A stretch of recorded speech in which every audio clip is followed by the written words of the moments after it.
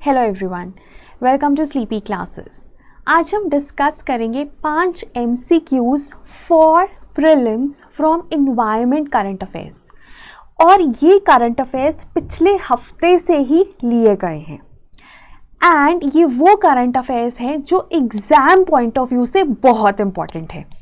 तो by the end of this video ना केवल आपकी MCQs की प्रैक्टिस हो जाएगी, बल्कि अगर आपने किसी कारणवश ये करंट अफेयर्स नहीं पढ़े हैं, आप उन्हें पढ़ पाएंगे और अगर पढ़ लिए हैं तो रिविजन हो जाएगी। So don't miss this video at any cost. ये सिविल सर्विसेज के लिए, चाहे वो UPSC हो चाहे वो स्टेट के हो, आपकी बहुत हेल्प करेगी। सो आइए शुरुआत करते हैं 5 सवालों के साथ। आफ्टर द वीडियो आप प्लीज़ अपना स्कोर आउट ऑफ 5 कमेंट्स में लिख दें। कोई भी डाउट है वो भी कमेंट्स में लिख दें। शुरू करने से पहले एक छोटी सी अनाउंसमेंट है, हमारा बैच 5 शुरू होने वाला है और ये जो बैच 5 है GS का, ये लाइव रहेगा। आप इसमें लाइव अटेंड करेंगे, कोई भी डाउट है आप पूछ सकते हैं, कंटेंट आपको एकदम अपडेटेड मिलेगा और काफ़ी इंटरैक्टिव क्लासेस होती हैं। और सबसे बड़ी चीज़, जो फैकल्टी आपको YouTube पे पढ़ाती है वही आपको बैच में भी पढ़ाएगी। So there is not discrepancy कि YouTube पे कोई और पढ़ा रहा है और बैच में कोई और पढ़ा रहा है। उसके बाद ना हर एक लेवल पे, जैसे प्रीलिम्स के लिए हम आपको प्रीलिम्स की टेस्ट सीरीज़ और सेक्शनल क्विजेस देते हैं। मतलब एक टॉपिक कंप्लीट हो गया, एक सेक्शनल क्विज है आपको हेल्प करने के लिए उन टॉपिक्स को रिवाइज करने में। उसके बाद मेंस के लिए हमारे पास मेंस की आंसर राइटिंग है। उसके बाद अगर आपको करंट अफेयर्स अलग से चाहिए तो उसके लिए भी कंप्लीट कोर्स है। देन सपोर्ट यहाँ पर डेली सपोर्ट है मेंटर्स का। कोई भी डाउट है, एकेडमिक डाउट है, आप पूछिए, कभी भी पूछिए। जो टॉपिक चल रहा है उससे पूछिए, जो पुराना हो चुका है उससे पूछिए, कोई इशू नहीं है। और एक स्ट्रेटेजिक हेल्प भी है in the form of guidance by selected candidates. तो एक होल इनकम्पसिंग होलिस्टिक कोर्स है ये, जिसकी वैलिडिटी आपकी 2024 की इंटरव्यू तक रहेगी। मतलब आने वाले 2 साल तक ये कोर्स वैलिड रहेगा। And the most important thing, इसमें एस्से मेंटरशिप भी है। तो एस्से की आपको क्लासेस मिलेंगी, आप एस्से लिख सकते हैं और वो इवैल्यूएट भी होंगे। सो this is all priced eight 30,000। और इस पे भी अगर आप कोड लगाना चाहें तो 10% का कोड बैच 5 लग जाएगा and you can get this cost as 27,000। So it's a very very good cost, do consider it. Then let's come to the questions. देखो, पहला क्वेश्चन है मिलिट्री एमिशंस से रिलेटेड। अब ना मिलिट्री एमिशंस न्यूज़ में था। अब ये न्यूज़ में इसलिए था क्योंकि मिलिट्री एमिशंस ना forms a big chunk of the total green house gas emissions. जैसे जो मिलिट्री के प्लेन्स होते हैं या उनकी शिप्स होती हैं, वो एक बहुत बड़ा चंक बनाती हैं ऑफ कार्बन डाइऑक्साइड एमिशंस। तो इनको भी रोकना ज़रूरी है, इसी वजह से ये न्यूज़ में था, इसके ऊपर एक आर्टिकल था। तो अब इसकी 3 स्टेटमेंट्स हैं और आपको बताना है कौन सी सही है। करेक्ट पूछा गया है, हमेशा करेक्ट देखना है या इनकरेक्ट देखना है। मतलब पूछा क्या गया है, करेक्ट या इनकरेक्ट, राइट। अब पहली स्टेटमेंट है, they account for approximate 5.5% of global green house gas emissions. Factual है, अगर आपने वो आर्टिकल पढ़ा है आपको पता होगा, नहीं पढ़ा तो आप इस क्वेश्चन के बाद आपको पता चल जाएगा। They have been left out of the 1997 Kyoto protocol. They have been included in the 2015 Paris Agreement। अब ये 3 स्टेटमेंट्स हैं, आप एक पॉज कर सकते हैं और मार्क कर सकते हैं अपना आंसर। वेल, इसका जो सही आंसर है वो है ओनली 2। अब कौन सी स्टेटमेंट गलत है? ऐसे क्वेश्चंस में ना ये होता है, एक एडवांटेज आपके पास ये है कि एलिमिनेशन वगैरह नहीं हो सकता, लेकिन आप कोई भी 2 स्टेटमेंट्स आप इमेजिन कर लो कि 2 स्टेटमेंट सही हैं, वो कोई भी 2 हो सकती है और आपका आंसर सही हो जाएगा। तो उस तरह से एक एडवांटेज है।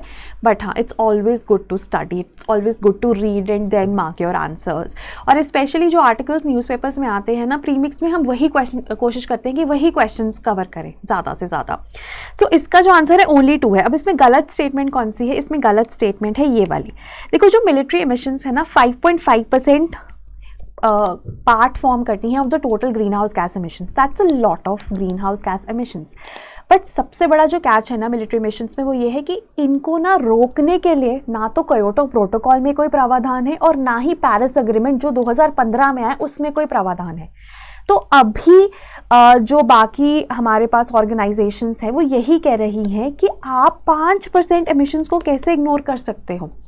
सो इसीलिए अब UNFCCC ने कहा है, UNFCCC क्या है, United Nations framework convention on climate change, जिसके तहत क्योटो प्रोटोकॉल और पेरिस अग्रीमेंट बने हैं। ठीक है, एक ऐसी कन्वेंशन जो क्लाइमेट चेंज को रोकने के लिए काम कर रही है, और उसके तहत क्योटो प्रोटोकॉल भी आया था 1997 में ग्रीन हाउस गैस एमिशंस को कम करने के लिए, और 2015 में पेरिस एग्रीमेंट भी आया है ना। अब इस बॉडी ने कहा है कि जो सब्सिक्वेंट कॉप्स होंगी, कॉन्फ्रेंस ऑफ पार्टीज होंगी, जैसे इस साल 28वीं होनी है दुबई में by the end of this year, उसमें हम मिलिट्री एमिशंस को ज़रूर कंसिडर करेंगे। तो अगर आप मेंस के क्वेश्चन भी लिख रहे हो ना, तो उसमें भी आप ये पॉइंट लिख सकते हो कि मिलिट्री मिशंस कहीं इंक्लूड नहीं होती, जो कि एक बहुत बड़ी बात है और इस पर डिस्कशन भी नहीं हो रहा है। So that is one thing that you need to take note of. ठीक है, सो इसमें हमने वही कवर किया है। उसके बाद दूसरा क्वेश्चन है मधुका इंडिका, महुआ। अब महुआ ना एक बहुत प्रोमिनेंट माइनर फॉरेस्ट प्रोड्यूस है हमारे देश का, तो इस पे क्वेश्चन आ सकता है। तो इस पर भी 3 स्टेटमेंट्स हैं और आपसे करेक्ट ही पूछा गया है। पहली स्टेटमेंट है, it is a prominent tree in tropical mixed deciduous forest. The leaves of mahua are fed on by the moth Antheria papia, which produces tussar silk. Its fruit is edible and is also fermented to produce the alcoholic drink mahua, which is a country liquor. अब again आप 1 minute का pause ले सकते हैं और अपना answer mark कर सकते हैं। सो इसका जो आंसर है ना, that is also only 2। Now why? अब देखो, ये गेस करना हमारे लिए मुश्किल नहीं होगा, because India is a tropical country और यहाँ पे डेसिडुअस फॉरेस्ट प्रोमिनेंट है, तो महुआ बहुत पूरे देश में हमें मिलता है। तो हो सकता है कि हो क्या सकता है ही है कि tropical mixed deciduous forest tree है ये। ठीक है, वहाँ पे आपको मिलता है, तो ये स्टेटमेंट तो सही हो गई। उसके बाद ना, ये स्टेटमेंट हो सकता है आपने ना पढ़ी हो, बट अगर आपने इसके बारे में आर्टिकल्स पढ़े हैं तो आपको पता होगा। एक ना मॉथ होता है, ठीक है, जो सिल्क मॉथ इसे हम कहते हैं, तो ये जो एंथेरिया पपिया है ना, ये क्या करता है, ये टैसर सिल्क बनाता है, which is a variety of silk which is found in India. और ये फीड किस पे करता है? It feeds on the leaves of this Mahua tree. तो ये भी स्टेटमेंट सही है। स्टेटमेंट गलत कौन सी होगी? ऑब्वियसली ये होगी। अब यहाँ पर ना, इसका जो फ्रूट होता है ना, वो भी एडिबल है एडिबल, कई कई जगहों पे खाया जाता है। बट ये क्यों गलत है? क्योंकि ना, फ्रूट से नहीं बनती अल्कोहलिक ड्रिंक महुआ, इसके फ्लावर्स से बनती है। ये बहुत इंपॉर्टेंट है। महुआ फ्लावर्स है ना, इनफैक्ट महुआ फ्लावर्स जो है प्रोमिनेंट माइनर फॉरेस्ट प्रोड्यूस भी माने जाते हैं, क्योंकि उसके फ्लावर्स से जो है ये ड्रिंक बनती है। ठीक है, सो ये चीज़ आप नोट कर लीजिए, महुआ के फ्लावर्स से ड्रिंक बनती है, अल्कोहलिक ड्रिंक बनती है, ना कि उसके फ्रूट से। सो ये वही है कि आपको ये central, northern, southern Indian plains throughout the country मिलती है। ठीक है, अब like I said, mahua flowers are top minor forest produce, जैसे कि मैंने आपको बताया। और जो महुआ फ्लावर है वो एडिबल है, और कुछ ट्राइबल्स उसे खाते हैं, मेडिसिनल पर्पसेस के लिए भी उसको यूज़ किया जाता है, लेकिन सबसे बड़ा इसका यूज़ यही है कि उससे कंट्री लिकर बनता है, जिसको भी महुआ कहा जाता है। जैम भी बनता है इससे। उसके बाद ना, फ्रूट भी एक वेस्टर्न ओडिशा के लोग खा लेते हैं, तो फ्रूट भी एडिबल होता है, ऐसी बात नहीं है। लेकिन जो लिकर है वो आपके फ्लावर से ही बनेगा, तो ये चीज़ कभी नहीं भूलनी है। उसके बाद सिल्क मॉथ इसके ऊपर फीड करते हैं, और इसके जो लीव्स हो गए या फ्लावर्स हो गए या फ्रूट्स हो गए, गोट्स, शीप को भी फीड करवाए जाते हैं। ठीक है, so this is regarding your mahua. Then the third question is, ये द हिंदू में आर्टिकल आया था, और ये था कि as a part of multi pronged efforts to clean and rejuvenate the Ganga river, hundreds of turtle will be released into the river in Varanasi, which of the following effects would be seen? कि जब हम turtles को release करेंगे इन Ganga river तो क्या effect आएगा? अब अगर आपने ना ये आर्टिकल नहीं भी पढ़ा तो भी आपको इसका आंसर ना इसी स्टेटमेंट से मिल जाएगा, जो पहली स्टेटमेंट है कि अब देखो, गंगा को हमें क्लीन करना है, और जब हम टर्टल्स को गंगा रिवर में डाल रहे हैं तो उसका भी एक पर्पस है कि क्लीन करना है गंगा रिवर को, है ना। तो जब हम किसी भी रिवर को क्लीन करते हैं या पोल्यूटेड वाटर को नॉन पोल्यूटेड में कन्वर्ट करते हैं, तो क्या होता है? जो बायोलॉजिकल ऑक्सीजन डिमांड है वो कम होती है, आपको पता ही है। ठीक है, अब बायोलॉजिकल ऑक्सीजन डिमांड कैसे कम होती है? देखो, जो पल्यूटेंट्स हैं, राइट, अब उनको अगर हमने ब्रेक डाउन करवाना है तो हमें चाहिए माइक्रो ऑर्गेनिजम्स, ठीक है, माइक्रो ऑर्गेनिजम्स ही पल्यूटेंट को नॉन पल्यूटेंट सब्सटेंसेस में ब्रेक डाउन करेंगे, है ना। अब ये जो माइक्रो ऑर्गेनिजम्स है इनको चाहिए ऑक्सीजन। अब जितना ज़्यादा पल्यूशन उतने ज़्यादा माइक्रोब्स रिक्वायर्ड होंगे to break them down into non polluting substances और सिंपलर सब्सटेंसेस, मतलब उतनी ज़्यादा ऑक्सीजन, मतलब उतनी ज़्यादा डिमांड। तो बायोलॉजिकल ऑक्सीजन डिमांड ज़्यादा होती है पल्यूटेड वाटर्स की। तो जब टर्टल्स आकर इनको क्लीन करेंगे तो बायोलॉजिकल ऑक्सीजन डिमांड क्या होगी, कम हो जाएगी, ठीक है। फीकल कॉलीफॉर्म ना एक बीमारी, कॉलीफॉर्म जो होते हैं ना, these are your E coli, और ये ना पल्यूटेड पानी में बहुत मिलते हैं, इनको फीकल कॉलीफॉर्म भी कहा जाता है। और इनसे ना बहुत ज़्यादा जो प्रोमिनेंट बीमारी होती है ना, वो होती है स्टमक की, डायसेंट्री, डायरिया बहुत होता है। तभी कहते हैं ना कि पल्यूटेड पानी नहीं पीना चाहिए, क्योंकि डायसेंट्री हो जाती है या डायरिया हो जाता है, तो वो इन्हीं की वजह से होता है। ई कोलाई, इनको फीकल कॉलीफॉर्म भी कहा जाता है। तो जब पल्यूशन कम होगा टर्टल्स की वजह से तो ये भी कम होंगे, है ना। और तीसरा है डिक्रीज इन डिसॉल्व्ड ऑक्सीजन। अब ये गलत है। ये क्यों गलत है, क्योंकि जब पल्यूशन कम होगा तो डिसॉल्व्ड ऑक्सीजन बढ़ेगी, बायोलॉजिकल ऑक्सीजन डिमांड कम होगी और डिसॉल्व्ड ऑक्सीजन बढ़ेगी। अब इसको भी ना आप इसी से समझो कि जब पल्यूटेंट्स हमने ब्रेक डाउन करने हैं तो जो माइक्रोब्स हैं उनको ऑक्सीजन चाहिए। अब वो ऑक्सीजन पानी से लेंगे तो पानी में जो डिसॉल्व्ड ऑक्सीजन है वो कम होगी और बीओडी ज़्यादा होगी, ठीक है। लेकिन जब हम पल्यूशन कम कर देंगे तो माइक्रोब्स नहीं रिक्वायर्ड है। अब जब माइक्रोब्स ही नहीं रिक्वायर्ड है तो उनको ऑक्सीजन नहीं चाहिए, मतलब डिसॉल्व्ड ऑक्सीजन बढ़ गई और उनकी जो डिमांड थी वो कम हो गई। तो नॉन पल्यूशन अगर हम कर रहे हैं, पल्यूशन कम हो रहा है तो ये चीज़ें हो रही हैं। तो यहाँ पर हम देख लेंगे बीओडी डिक्रीज हो रहा है, वो सही है, डिसॉल्व्ड ऑक्सीजन जो है वो इंक्रीज होनी चाहिए। तो ये स्टेटमेंट हमारी गलत हो जाती है। अब सबसे बड़ी चीज़ है इसमें इनकरेक्ट पूछा गया है। तो इनकरेक्ट क्या है, एक, सिर्फ एक, तो इसका आंसर हमारा ओनली 1 हो जाता है। करेक्ट पूछा जाता तो बी हो जाता ओनली 2। तो इसलिए करेक्ट और इनकरेक्ट पे जरूर ध्यान दीजिए, ठीक है। इस पे मैंने वही एक्सप्लेन किया गया है। अब ये जो टर्टल्स है ना, ये चंबल रीजन से आएंगे और ये हर्बीवोर्स भी होंगे और कार्निवोर्स भी होंगे, मतलब ये आपके जो हमारे पास डेड बॉडीज है ना उन पे भी फीड करते हैं, ठीक है। तो हर्बीवोर्स भी होंगे, कार्निवोर्स भी होंगे और इनकी वजह से बीओडी जो है वो कम होगा, डीओ जो है वो बढ़ेगा और फीकल कॉलीफॉर्म भी कम होंगे, ठीक है। सो ये टर्टल्स के ऊपर है। और इनफैक्ट अभी तक 5000 टर्टल्स हम छोड़ चुके हैं और आने वाले टाइम में और ज़्यादा छोड़ेंगे। देन फोर्थ क्वेश्चन, चीता। अब चीता फिर से क्यों न्यूज़ में है, क्योंकि एक चीता has died in Kuno Palpur, और बहुत बार ना ये आर्टिकल्स आ रहे हैं कि कूनो पालपुर से ना चीतास को कहीं ट्रांसलोकेट करना चाहिए, कहीं और ट्रांसलोकेट करना चाहिए। सो इस वजह से चीतास न्यूज़ में है। तो अगेन आपको 3 स्टेटमेंट्स दी गई हैं। This is sort of a static question on चीता। और एक चीज़ ना हमेशा याद रखना कि यूपीएससी जैसे इस साल और इससे पिछले साल, मतलब अगर आप 2023 का अटेम्प्ट देखेंगे तो आपको लगता है कि चीता के ऊपर क्वेश्चन आएगा, लेकिन यूपीएससी ना एक साल के लैग से क्वेश्चन पूछता है। मतलब 2024 में ना चीता बहुत ज़्यादा प्रोमिनेंट हो जाता है, ठीक है। तो अगर आप 2024 के लिए आप प्रिपेयर कर रहे हैं ना तो चीता को मत इग्नोर करना, उसकी खबरों को मत इग्नोर करना, ठीक है। तो 3 स्टेटमेंट्स है। Cheetah prefer dense to moderate forest ecosystems, the African sub species of cheetah is critically endangered as per IUCN red list, and largest population of Asiatic cheetah is found in Iran. Again आपको पूछा गया है correct कौन से हैं, तो again pause लीजिए और ये क्वेश्चन गलत नहीं करना है। और इसका आंसर क्या है, ओनली 1। कौन सी स्टेटमेंट इसमें जो है वो सही है, तीसरी। इनफैक्ट एशियाटिक चीता ना इतने कम रह गए हैं कि वो सिर्फ मिलते ही ईरान में है। तो अगर आपसे ये पूछा जाता ना largest and only population of cheetah, Asiatic cheetah is found in Iran, तो वो भी सही होता, ठीक है। और एशियाटिक चीता क्रिटिकली इंडेंजर्ड है, अफ्रीकन चीता वनरेबल है, तो इसलिए ये स्टेटमेंट गलत हो जाती है। और पहली स्टेटमेंट क्यों गलत हो जाती है, क्योंकि आप ना एक बात सोचो, चीतास को भागना होता है ना, they attain speed of 120 kilometres per hour also, है ना, बहुत तेज भागते हैं। तो वो जंगलों में कैसे तेज भागेंगे, डेंस फॉरेस्ट में कैसे तेज भागेंगे, मॉडरेटली डेंस फॉरेस्ट में कैसे तेज भागेंगे, उनको तो ओपन ग्रासलैंड्स, ओपन प्लेन्स चाहिए। तो उनका प्रेफरेबल हैबिटेट ओपन ग्रासलैंड्स या ओपन प्लेन्स होता है, तो इसलिए ये स्टेटमेंट भी गलत हो जाती है। यहाँ पे भी लॉजिक यूज़ हो रहा है, ठीक है। सो हमारे पास ये चीतास के बारे में आप सिंपल ये याद रखिए कि अफ्रीकन चीतास बहुत ज़्यादा हैं, ठीक है। तभी अफ्रीका से हमारे लिए यहाँ पर कूनो पालपुर में लाना थोड़ा आसान था। नमीबिया से आए, फिर साउथ अफ्रीका से आए, टोटल 20 चीतास आ चुके हैं।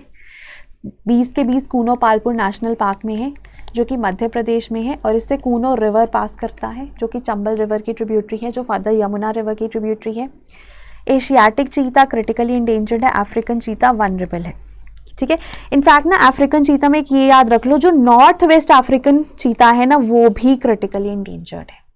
अगर सिर्फ अफ्रीकन चीता आता है तो वो हमारा वनरेबल है, लेकिन नॉर्थ वेस्ट आता है ना तो वो क्रिटिकली इंडेंजर्ड है। ठीक है, so that is most important, तो ये चीज़ आप नोट कर लीजिए, राइट। एंड लास्ट जो हमारा क्वेश्चन है ये अब एक ना PYQ है, 2022 में आई थिंक क्वेश्चन पूछा गया था, and it is regarding polyethylene terephthalate, जिसको ना पेट भी कहा जाता है, जिसकी सबसे कॉमन एप्लीकेशन है पेट बॉटल्स होती है ना आपकी, जिसमें कोक वगैरह मिलती है वो। तो उसके ऊपर 4 स्टेटमेंट्स हैं। पहली है, it's fibres can be blended with wool and cotton fibres to reinforce their properties. Containers made of it can be used to store any alcoholic beverage. Bottles made of it can be recycled into other products. Articles made of it can be easily disposed of by incineration without causing greenhouse gas emissions. अब ये काफ़ी simple है, इसमें logic लगाइए और अपना answer mark कीजिए।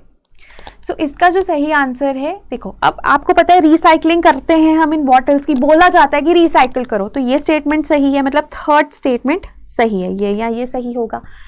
अब जो दूसरी स्टेटमेंट है वो आपको पता है कि अल्कोहलिक बेवरेजेस को स्टोर करने के लिए यूज़ नहीं होती है, आपको पता है ये ग्लास बॉटल में मिलती है, तो कोई रीज़न तो होगा, तो ये स्टेटमेंट हमारी गलत हो जाती है, आंसर हमारा ये आ जाता है। लेकिन अब आपको पता है ऐसे क्वेश्चंस नहीं आते, एलिमिनेशन वाले क्वेश्चंस नहीं आते, तो हमें हर एक स्टेटमेंट पे पूरा ध्यान देना है, वैसे भी देना है, PYQs की हर एक स्टेटमेंट क्यों सही है या क्यों गलत है आपको पता होना चाहिए। अब जो इसके फाइबर्स होते हैं ना, इसको या वूल या कॉटन के साथ ना ब्लेंड करके आप उनकी प्रॉपर्टीज़ को और स्ट्रॉन्ग कर सकते हो, रीइंफोर्स कर सकते हो, फैब्रिक्स भी बनते हैं, ठीक है, जिनको सिंथेटिक फैब्रिक्स कहा जाता है, तो ये सही है। अल्कोहलिक बेवरेजेस नहीं स्टोर करते इसमें। और लास्ट स्टेटमेंट क्यों गलत है, इंसिनरेशन होता है ऑक्सीजन की प्रेजेंस में इसको बर्न कर देना। अब जब हम इसको बर्न करेंगे ग्रीन हाउस गैस एमिशंस होंगी, तो आप इसको इंसिनरेट कर सकते हो but green house gas emissions होंगी, टॉक्सिक फ्यूम्स आएंगे, पल्यूटेंट्स होंगे, कुछ तो उसमें कार्सिनोजेनिक भी होते हैं, सो इसलिए इनकी इंसिनरेशन इज नॉट रिकमेंडेड। ठीक है, सो ये स्टेटमेंट हमारे लिए गलत हो जाती है, क्योंकि इसमें ना विदाउट कॉजिंग वो सबसे बड़ी प्रॉब्लमेटिक है कि ग्रीन हाउस गैस एमिशंस तो होंगे ही, ठीक है, तो कैसे आप इनको इंसिनरेट करोगे। अगर आप ग्रीन हाउस गैस एमिशंस करा रहे हो, टॉक्सिक पल्यूटेंट्स करा रहे हो, तो प्रॉब्लम है ना। अब आपने सुना भी होगा कि बहुत सारे लोगों को कहा जाता है जब सर्दियाँ होती है तो आग सेक रहे होते हैं जो रोड साइड पे लोग, कि प्लास्टिक मत जलाओ, एक तो स्मेल बहुत आती है और उसकी फ्यूम्स बहुत कार्सिनोजेनिक होते हैं, कैंसर कॉजिंग होते हैं, ठीक है, तो ये प्रॉब्लम रहता है। तो इसका आंसर आपके पास 1 and 3 है, और क्यों 2 स्टेटमेंट्स गलत हैं और क्यों सही है वो भी आपको पता होना चाहिए, राइट। तो ये था आज का हमारा प्रीमिक्स। आई होप आपके लिए ये सेशन थोड़ा फ्रूटफुल रहा होगा, इफ़ नॉट मोर। और कोई भी डाउट है ना, आप प्लीज़ कमेंट्स में पूछिए। अगर आपको लगता है ये इम्प्रूवमेंट हम कर सकते हैं तो वो भी मुझे कमेंट्स में बताइए, only then we can grow. और दूसरी चीज़ मैं ये बोलना चाहूँगी, हमारा CSAT का भी कोर्स है, ये भी लाइव कोर्स है, ठीक है, बट अगर आप लाइव नहीं अफोर्ड कर सकते तो आप रिकॉर्डेड भी ले सकते हैं। अब जब मैं CSAT का कोर्स कह रही हूँ ना, तो इसमें देखिए आपको क्वांट, लॉजिकल रीजनिंग और जो रीडिंग एंड कॉम्प्रिहेंशन तीनों की क्लासेस मिलेंगी, ठीक है। शेड्यूल है प्रॉपर हमारी वेबसाइट पे, आप देख सकते हैं। अब ना जैसे जो हमारी फैकल्टी हैं वो भी काफ़ी क्वालिफाइड हैं। और दूसरी चीज़ ना मैं ये बोलना चाहूँगी, आपका एक टॉपिक कंप्लीट हो गया ना क्वांट में, तो उसके बाद जैसे आज क्लास चल रही है तो उसमें आपको पहले तो कुछ प्रैक्टिस क्वेश्चंस मिलेंगे, ठीक है। उसके बाद जैसे एक टॉपिक कंप्लीट होगा, जैसे नंबर सिस्टम था आपका पहला टॉपिक, वो कंप्लीट हो गया तो उसके ऊपर टेस्ट होगा। तो मैं एक बहुत ही कॉम्प्रिहेंसिव सा कोर्स बनाने की कोशिश करी है कि अगर आप अभी शुरू करेंगे ना, और आपको पता है CSAT मुश्किल आएगा, अगले साल मुश्किल आता है तो you should be prepared, easy आता है तो ऑटोमेटिकली क्लियर हो जाएगा। बट CSAT की वजह से ना अपनी तैयारी मत वो करना। और ऑनेस्टली मैं एक बात कहना चाहती हूँ, अगर आपको कहीं भी लगता है ना कि आपका CSAT थोड़ा सा वीक है या आपको इसमें मेहनत करने की ज़रूरत है, तो start now, don't wait until January, please अभी से शुरुआत कर दीजिए। जनवरी ऑनवर्ड सिर्फ टेस्ट देना, ठीक है। So this is our course. And lastly एक स्टेटमेंट है जो मुझे बहुत अच्छी लगती है, believe in yourself, you are braver than you think, more talented than you know and capable of more than you imagine. तो ना जो भी आप खुद के बारे में सोचते हो उसको साइड पर रखना, just start believing in yourself and start working hard, because that is what will differentiate later जो रैंक लेकर आएगा और जिसका नहीं होगा, ठीक है। बिलीफ भी बहुत इंपॉर्टेंट है, खुद में बिलीव रखना कि हाँ मैं कर सकता हूँ या कर सकती हूँ, that is also very important. और तभी आप फिर और ज़्यादा हार्ड वर्क कर पाते हो. So do believe in yourselves and in Sleepy Classes. So that was all from my side. Have a good night. Thank you so much.